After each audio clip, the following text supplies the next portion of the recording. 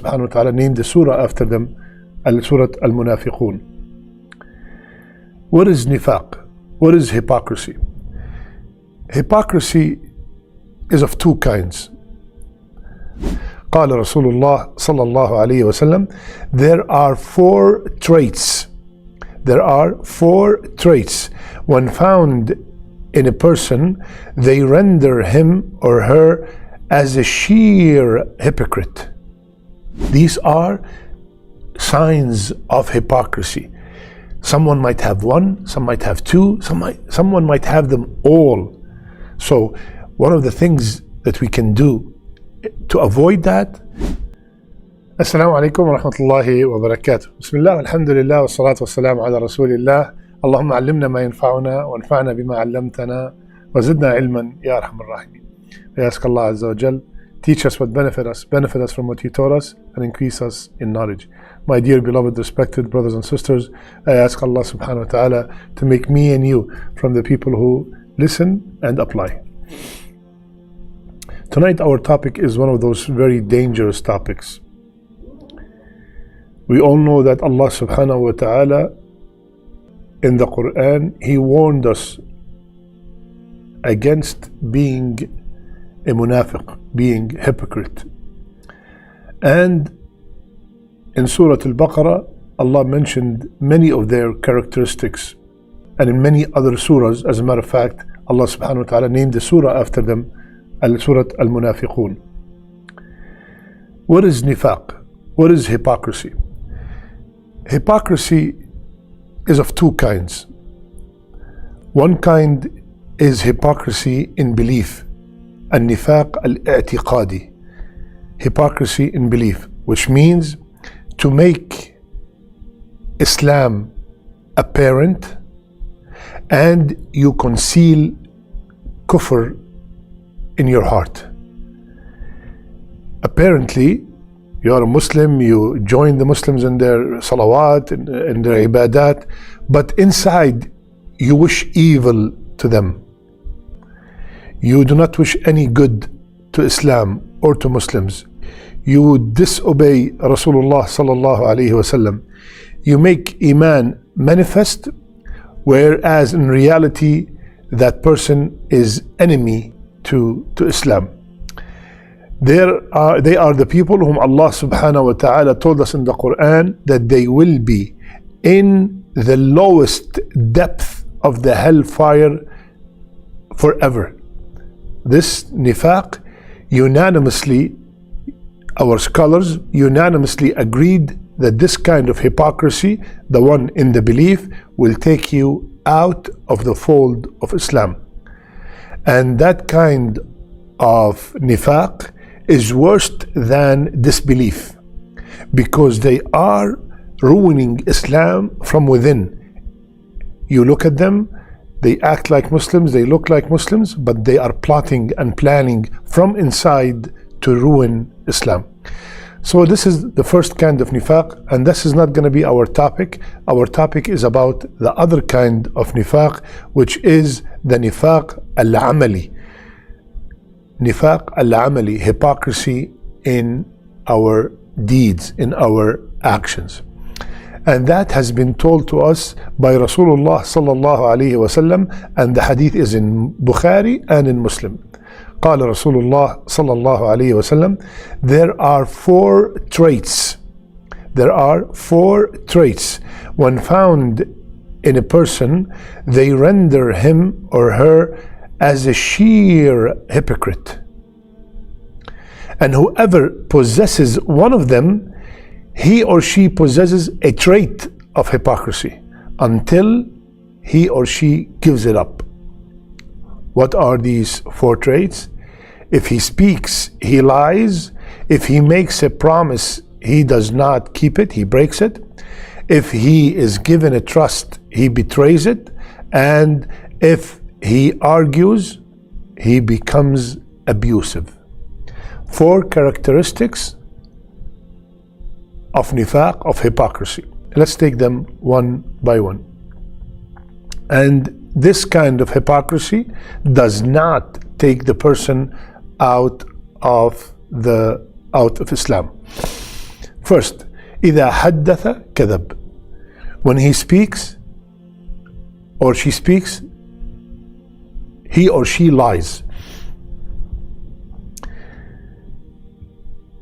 They lie about everything. They lie about everything. Lying for that person became a habit to the level that he or she started believing themselves, believing the lies that they made. And they lie about the simplest things. Where is so and so? Let's say that he's at position A. They say he's at B. In the simplest thing. So lying became part of their life.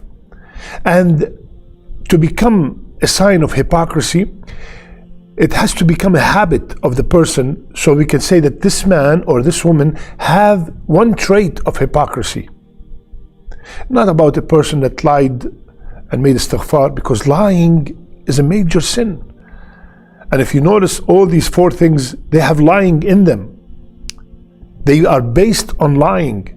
And Allah subhanahu wa ta'ala told us in the Quran, Ya ayyuha alladhina amanu attaqu Allah wa kunu ma'as sadiqeen. It's an order from Allah, it's a command for the believers to be always truthful. So if someone constantly always lies, then he or she have a trait. We do not call them munafiq. We say that they have a trait of nifaq. They have one of the traits of nifaq. And any of these traits, if someone persists on it, it is very dangerous, because it might lead the person to become from the other kind of nifaq, the nifaq that takes you to the hellfire. Okay? So the first trait, إذا حدث كذب. When they speak, they are always lying. The second trait is that when they promise, they do not keep their promise. They break their promise. Now, these kind of people that go under this category are the ones who, when they make the promise, they already intend not to keep it. I promise you I'm gonna give you this, I'm gonna take you there. Already when I gave you that promise, or that person, the munafiq, when he gave you that promise, he already have in mind that he's not going to keep it. And this is the person we're talking about right here. We're not talking about a person that promised you something and then there's some circumstances took place and he was not able to fulfill his promise. We're not talking about that person. We're talking about a person on purpose. He broke his promise, or he intentionally, in the beginning, he was not even intending to fulfill that promise. And unfortunately, we have that prevalent in our societies and our communities. I'm coming at 6, they come at 7. They come at 8.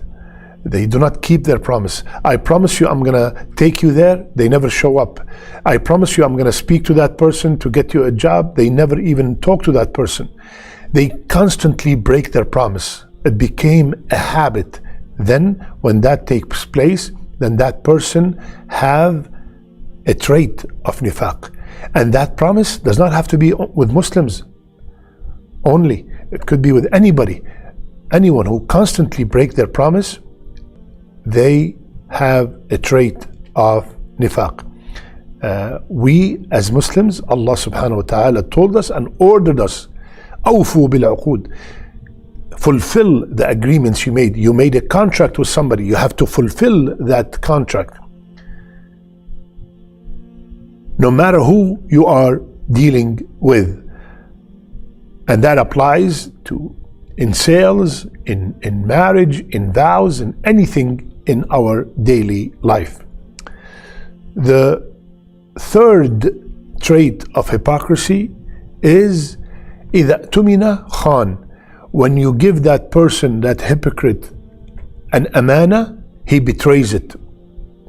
I want to travel overseas, for example, and here's the keys for my house. Here's the keys for my car. Here's some of my jewelry. Please, this is an amana. When I come back, please give it back to me. We are supposed to give it back to the person who entrusted us exactly the same way they left it. That person who has a trait of nifaq, no. Sometimes he might reach a level, you have nothing with me. I gave you this, I trusted you. No, you did not leave anything with me.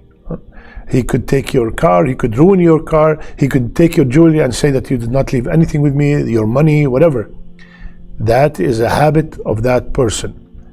And one of the amanas that we have between each other, and unfortunately sometimes we fall into that, is if I entrusted you with a secret, that's an amana. If I said, please, I'm going to tell you something and keep it between us, that instantly becomes an amana. Unfortunately, the person I entrusted, he will go to someone else and says, I'm going to tell you something, just keep it between us. I promised so and so that I'm not going to say to anybody, so please do not tell anyone. And all of a sudden, you see that information or that secret spread all over the community. Subhanallah. That is breaking the amana. Be very careful. And the last one is وَإِذَا خَاصَمَ فَجَرْ.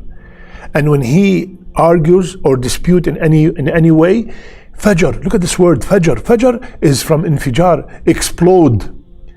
He becomes zalim, oppressor. He transgresses. And all of a sudden, me and that person, we were friends.